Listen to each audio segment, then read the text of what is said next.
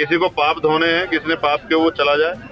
कोई बताता है जो पाप करता है? आपने कोई पाप किया तो आप बता दो किसी को कि आपने पाप किए। मेरा ये कहना है, हम इस देश में उन लोगों के लिए रोटी, कपड़ा, मकान, बुनियादी सुविधा और सम्मान की लड़ाई लड़ रहे हैं जिनको हजारों साल तक जाति, धर्म, संप्रदाय के नाम पर अपमानित किया गया। और जहां एडमिनिस्ट्रेशन, कई बार मीडिया, पुलिस और जुडिशरी भी एक तरफा खड़ी दिखाई देती है, उन कमजोर वर्गों की लड़ाई हम लोग लड़ने का काम करें जिनको आजादी के इतने दिनों बाद भी इज्जत की जिंदगी नहीं मिली। आपका एक बयान बहुत वायरल हो रहा है जिसको लेकर घमासान मचा हुआ है कि आप कह रहे हैं कि महाकुंभ के अंदर जाने वाले लोग पाप करने वाले होते हैं, क्या कहें? नहीं, मैंने कहा कि जिन्होंने पाप किए हैं, मैं यहाँ जहाँ रहता हूँ उससे 50-60 किलोमीटर पर हरिद्वार है और हम बचपन से ये सुनते आए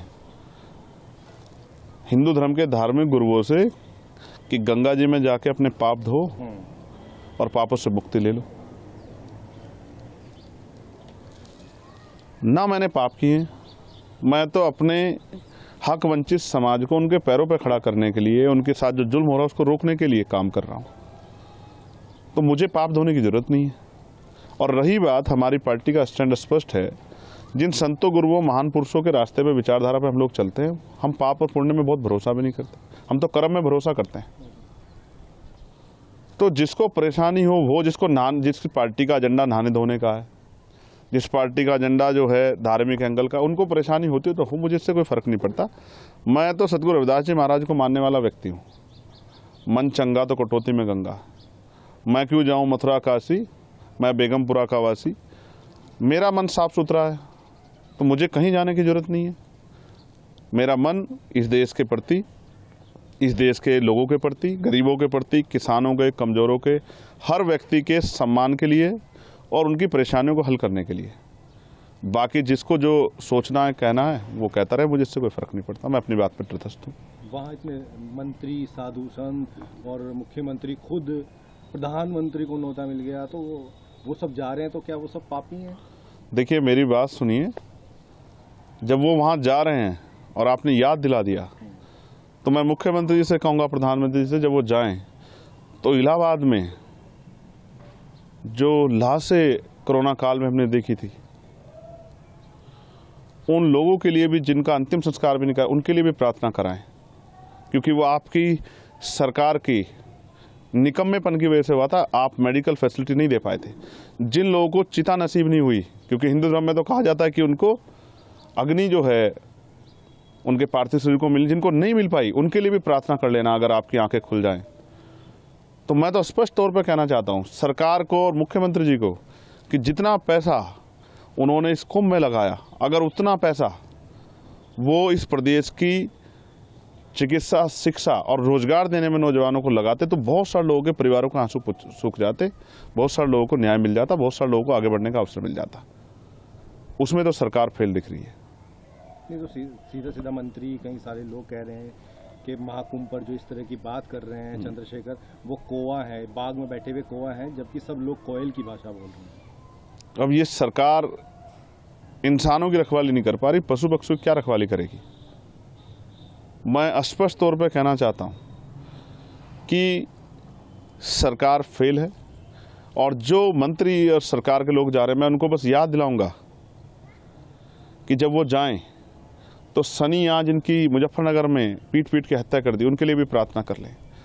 जब वो जाएं तो जिनकी 5 लोगों की, मुस्लिम समाज की, यहाँ मेरठ में हत्या कर दी, उनके लिए प्रार्थना कर लें। वो जो बच्चा जिसने पार्लियामेंट के सामने जाके जितेंद्र ने खुद को आग के हवाले कर दिया न्याय न मिलने पे, बागपत के उस बच्चे के लिए भी प्रार्थना कर लें। जब वो जाएं, अमन जिसकी पुलिस ने पीट के हत्या कर दी लखनऊ में, उसके लिए भी प्रार्थना कर लें। रामचंद्र मौर्य जिसकी पीट के अभी लखीमपुर खीरी में हत्या कर दी है, उसके लिए भी प्रार्थना कर लें। 69 शिक्षक भर्ती के बच्चों को उनका हक मिल जाए, उनकी फाइल खुल जाए, उसके लिए भी एक बार वो सोच लें। जो महिलाओं पर अन्याय अत्याचार हो रहा है उसके बारे में भी सोच लें। किसानों के जो बुरे हाल है, किसान, हमारे नेता दल्लेवाल जी बैठे हैं जीवन मरण के बीच में, अपनी समस्याओं को लेकर किसानों को, उनके लिए भी सोच लें। इस पे तो ये निकम्मी सरकार कुछ सोच नहीं रही है। तो इनका एजेंडा जो है नहाने धोने का और धार्मिक एजेंडा, इन पे मैं कुछ कहना नहीं चाहता। इनको जो कहना है कहें, लेकिन जनता इनको आने वाले समय में सबक सिखाएगी। तो अगर चंद्रशेखर को निमंत्रण मिलेगा तो क्या महाकुंभ में जाएंगे? देखिए, मैं, आपने सवाल के बीच में ये भी कहा कि कई धार्मिक गुरुओं ने भी इस पर टिप्पणी की है, और मैं विज्ञानवादी व्यक्ति हूँ, मुझे हंसी आती है। मैंने देखा कि जब हम वर्ल्ड कप खेल रहे थे क्रिकेट का, तो यहाँ बहुत सारे हवन यज्ञ हुए और फिर भी हार के आए। मैंने ये देखा कि एक संत ने कहा कि हम ऐसा हवन यज्ञ करेंगे इस बार कि पाकिस्तान नक्शे से बाहर हो जाएगा। तो उनसे कहूँगा कि चाइना के लिए भी कर लेना। और अगर इस तरह से पाकिस्तान में तो हिंदू भी रहते हैं जिनके लिए आप रोज़ चिंता करते हो, तो उनको भी, उनके जीवन को भी समाप्त करना चाहते हो नक्शे से हटा के। इन्हीं एक संत ने कहा कि मरे मुलायम काशी राम, प्रेम से बोलो जय श्री राम। आप ऐसे लोगों को मैं ना संत मानता, ना उनकी भाषा को संत वाली भाषा मानता। संत का मतलब होता है जो मानवता के लिए जिए, जो सुख सुविधा को छोड़ के जनता को किस तरह से उनके जीवन में समस्याएं खत्म उसके लिए जिए। यहाँ तो सुख सुविधाएं लोग ले रहे हैं और अपने आप को बहुत बड़ी बड़ी बातें करते हैं, लेकिन सच तो कुछ और है। मैंने तो कोरोना काल देखा, अगर जितना पैसा वहाँ लगाया गया, इतना शिक्षा चिकित्सा पे लगाया होता, तो इतने लोगों की जान नहीं जाती। और ये सब चीज़ें सरकार की देख रेख में, और कम तो बहुत जल्द जल्द आता है।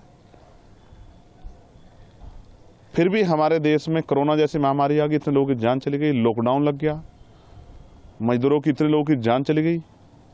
तो मेरा काम है अपने संतों गुरुओं महापुरुषों की विचारधारा को लोगों तक पहुंचाना।